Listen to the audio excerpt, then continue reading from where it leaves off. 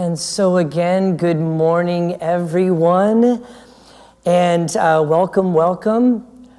Both here, we've got our crew here helping us to run the service, and to all of you at home, and to all of you who may be new and joining us. And I would like to wish with all of my heart a very happy Mother's Day to everyone. And how is it, you might wonder, that I can wish a happy Mother's Day to everyone, to even those who are not mothers? Because in its original intention, Anne Jarvis, who established Mother's Day, specifically chose the singular possessive Mother's Day rather than the plural possessive Mother's Day. The difference is merely the placement of the apostrophe, either before or after the letter S. Placing it before makes it personal, while after is communal. So rather than a day for all mothers, it is intended to be a day for each of us to remember and honor our own mothers. Now, I am very aware that for some, the relationship with their mother may be difficult or even painful. And so the invitation is to bring to mind a person, a being that defined for you motherhood. A mentor, a nanny, a teacher, a neighbor, possibly even a pet. Some being that has made you feel that sense of nurturing. Some being that has made you feel loved unconditionally. No matter where you put the apostrophe, or if you mess up your punctuation. A soul that has embodied for you, even if only for a moment, the divine feminine that is usually associated with mom. And I am also very aware that for some members of our community in Sangha, they may have experienced a recent loss. In our practice, in Buddhism, the opposite of death is not life. The opposite of death is birth. Life is eternal. This means that they are always with us.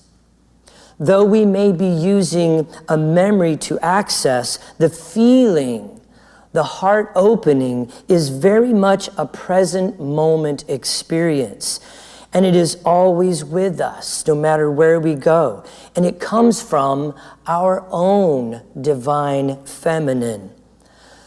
Mom, or these beings who represent mom for you, are not giving us something as much as bringing our awareness to that which is already within. And so before I move on to the talk today, Yin and Apple Pie, which is the title of the talk, I want to invite you to go within with me for just a few moments, for an experiential moment. Obviously, an outward expression of Mother's Day, flowers and chocolates and taking mom out, can be very sweet and a wonderful expression, but we don't have to have those things to still honor, love, and respect our mothers, our divine feminine, that yin aspect within each and every one of us. So please join me for just a few moments as we go and directly experience our hearts. So the invitation is to make yourself comfortable for a moment. If necessary, you can close your eyes or perhaps soften the focus if you like to leave your eyes open. And let's begin with a conscious breath. Breathing in deeply, holding that breath for just a moment, and then releasing slowly. And as you release and allow the body to calm and to settle and become gentle, The intention in this moment is to allow in this feeling of warmth, this feeling of love, this feeling of acceptance, this aspect of the divine feminine that we usually associate with mother or a being that has represented that for you. We can access this at any time. It is always with us. And so allowing your heart to open, continuing to stay with the breath, and just feeling that acceptance inside. This is not an intellectual activity. I'm not asking you to recall a memory. And I encourage you to be on the alert for judgment of any kind, wishing that mother was a certain way or wishing that mother was here in physical form. None of those things are what we're working with right now. What we're working with is opening our hearts, expanding our hearts, and actually accessing that divine feminine, that element that mothers teach us, or the beings that represent mother, that aspect of yin that they teach us. And so breathing, feeling the heart opening, you can bring to mind the image of this being, an image of this person. It might be your mother, or perhaps it's a being that represented unconditional love, who accepted you completely, wholly, and fully for exactly who you are, and taught you nurturing, taught you love. Allowing that image to come to mind, and then feeling the heart open, feeling the warmth, the expansion, allowing the whole body to fill with this light, this love, this warmth. This is the gift of moms or beings who embody unconditional love, who see us not as an ever-changing maze of concepts, ideas, emotions, and experiences, but as we really are, our true essence, our light.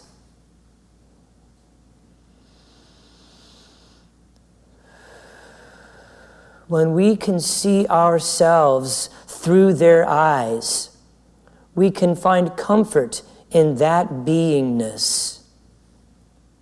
And when that happens, external things like money, objects, accomplishments, daydreaming about a better life, all of these lose their importance.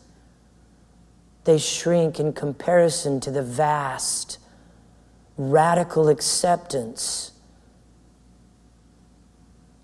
of all things, all manners of being, a depthful, unconditional love. When you feel the need for comfort, return to this each and every time.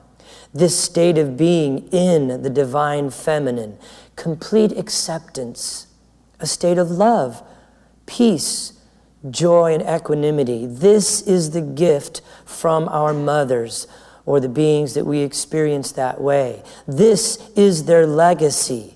They are not gone, for this is their continuation in you, that you share with each being that you meet from moment to moment, seeing their light, whether they can see their light or not. Rest in this expansiveness for just a moment, remembering mother, or that being that represents mom for you.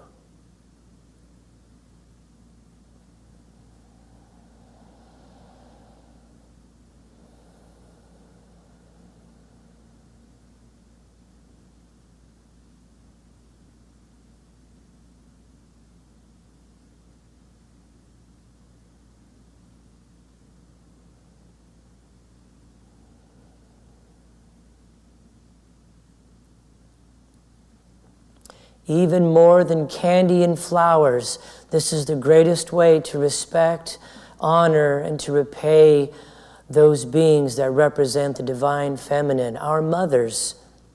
Although don't stop with the candy and the flowers. They would always want to encourage you to keep bringing that. That's always nice.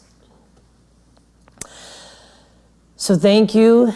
Taking a deep breath, returning, maybe shifting your posture, whatever you need to do. That is always with us. We can always visit that. Mom is always here. Always. And so in Eastern philosophy, in the Eastern traditions, there are 4 basic substances that we attempt to balance. And those are qi, blood, yin, and yang. Now, qi and blood are probably obvious. Qi is that energetic component of this being, and blood represents the blood of the body. Yin and yang are lesser known substances, however, they are familiar concepts. The celebration of Mother's Day is a celebration of this yin aspect, this yin quality of the entire universe, including ourselves. Now, conceptually, going into the head a little bit here, yin can be represented by the following list of words.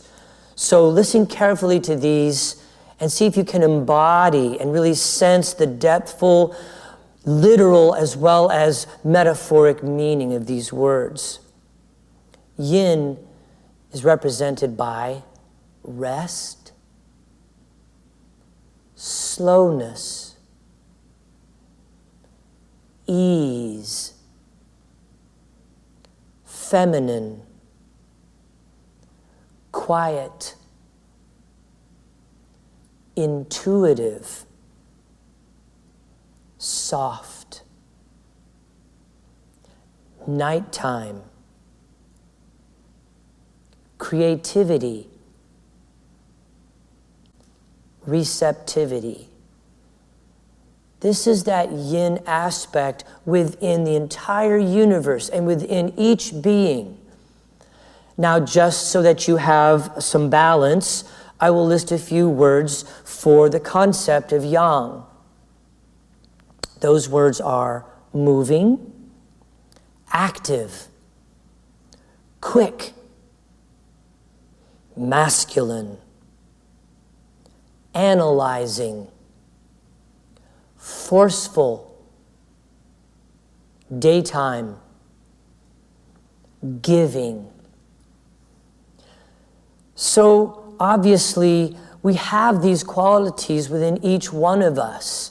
And our task as practitioners, each and every moment, is constant balance. Bringing into balance all of these qualities of our being. And today is a celebration of the yin. So what does yin do in the body itself?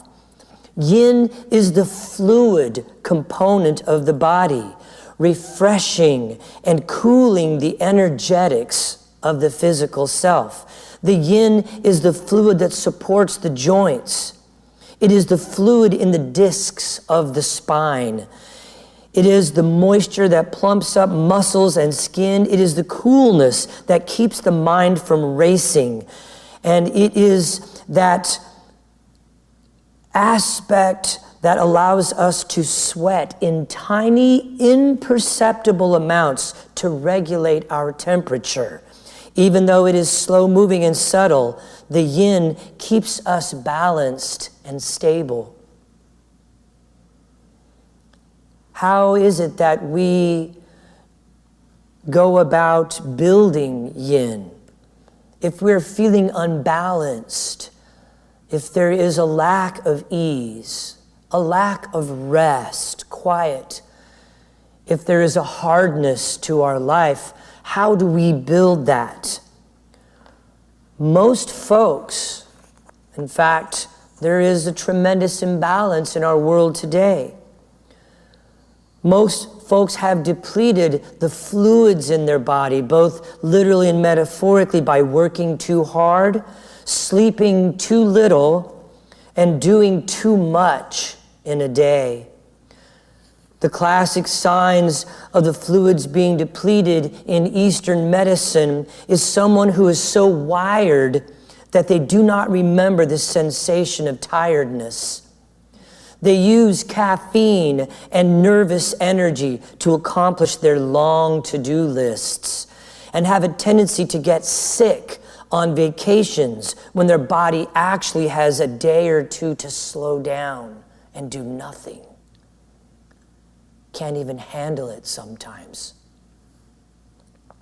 So I want to share with you some ways, and if you want to, you can jot a few of these down or write them down, or don't worry, I will post this list on our Temple Buddhist Center Facebook page. But here are some things that you can do to nourish that yin quality, that yin aspect within your life, which is another way of saying honoring Mother's Day, honoring the divine feminine.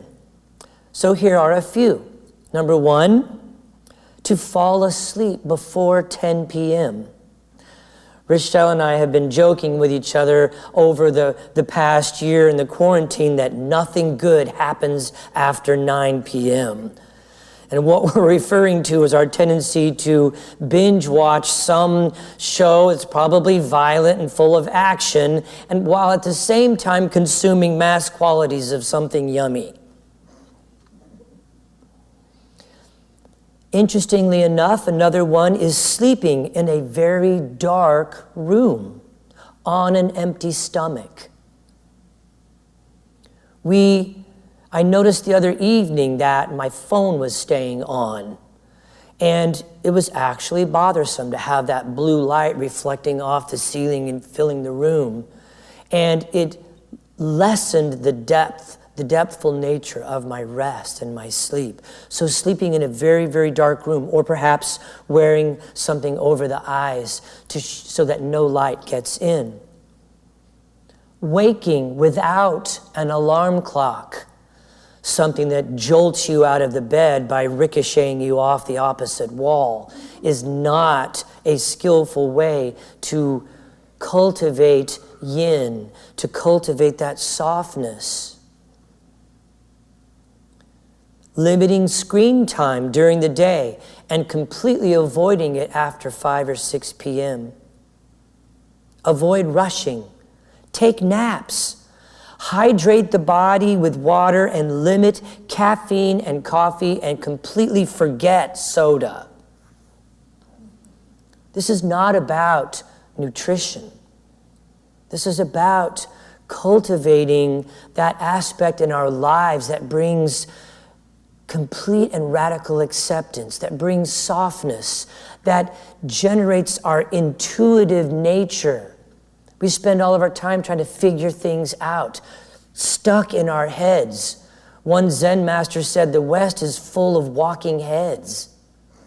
We're not in touch with that intuitive nature, that feminine ability to sense what is skillful and what is not, to resonate with that which is sacred and to step away from that which is not.